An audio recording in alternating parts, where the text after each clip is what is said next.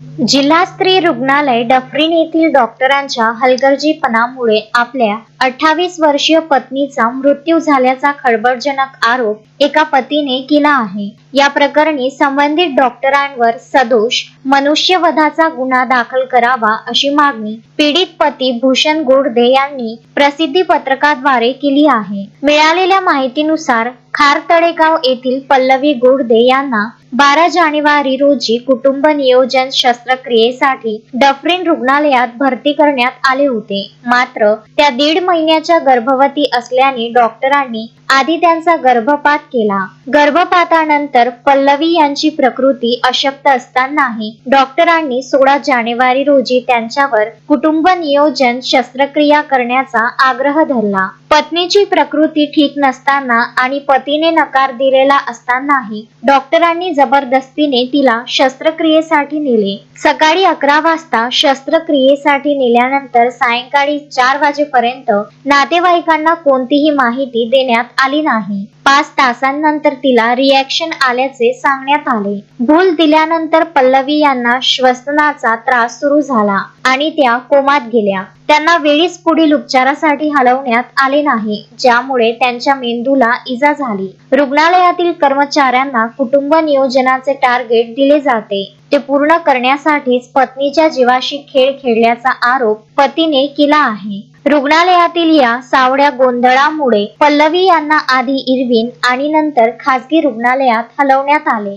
मात्र मृत्यूशी झुंज देत असताना 23 जानेवारी रोजी त्यांचा मृत्यू झाला। या घटनेमुळे 2 लहान मुले अनाथ झाली असून प्रशासनाने दोषी डॉक्टरांवर कठोर कारवाई करावी आणि मुलांच्या शिक्षणाची व उदरनिर्वाहाची जबाबदारी घ्यावी अशी आर्त हाक भूषण गोडदे यांनी दिली आहे। आणि 1.5 महिन्याची गरोदर जर आहे तर तिचं गर्भपात करणं हे पहिलं काम होतं। त्याकरता तिला प्रवृत्त केलं गेलं, तिनं होकार दिला आणि गर्भपात झाला।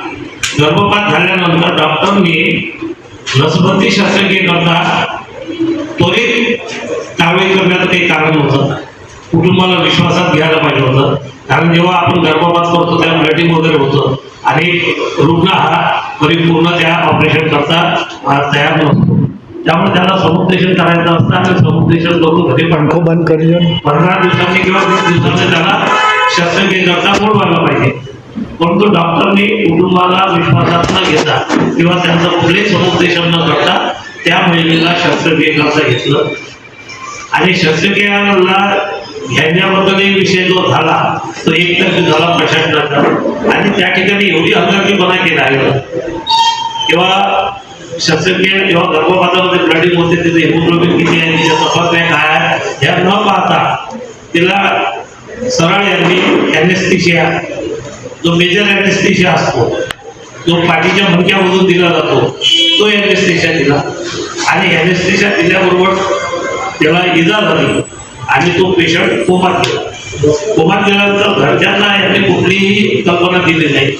4 वाजेपर्यंत तो पेशंट म्हणजे अस्वस्थ राहिला, शस्त्रक्रिया झाली नाही, कुटुंब नियोजन शस्त्रक्रिया झाली नाही आणि तिला जे ऑक्सिजन वगैरे द्यायला पाहिजे होतं त्यामध्ये त्या पिरियडमध्ये ते ऑक्सिजन वगैरे काही दिलं गेलं नाही आणि 4 वाजता त्यांनी त्या कुटुंबाला कल्पना दिली आणि त्यानंतर मग ते मोठी दुसऱ्या हॉस्पिटलमध्ये रुग्ण हलवला गेला आणि त्या ठिकाणी त्या रुग्णाचा डेथ झाला। त्याला पूर्णपणे हे आरोग्य विभागाचे अधिकारी जबाबदार।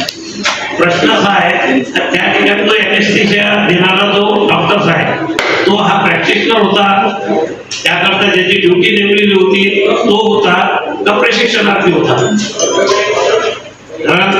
आणि आज हजारो कुटुंब नियोजनचे ऑपरेशन होता शस्त्रक्रिया महिलांच्या, त्या ठिकाणी फक्त लोकल ॲनेस्थेशिया दिला जातो। म्हणजे ज्या ठिकाणी ऑपरेशन करायचं आहे त्या ठिकाणी पोटामध्ये इंजेक्शन झालेली वगैरे देऊन त्याचं ऑपरेशन केलं जाते, कुठेही मेजर ॲनेस्थेशिया दिल्या जात नाही। माझं नाव विनायक संपतराव मोहने, मी मृत पल्लवीचे वडील आहेत। जो माझ्या मुलीचा मृत्यू झाला हा डॉक्टरांच्या चुकीच्या उपचारामुळे झाला आणि या तिच्या मृत्यू सर्व जबाबदार जिल्हा स्त्री रुग्णालयातील डॉक्टरांनी तिथला। अशोकभाई जोशी, विदर्भ न्यूज, अमरावती।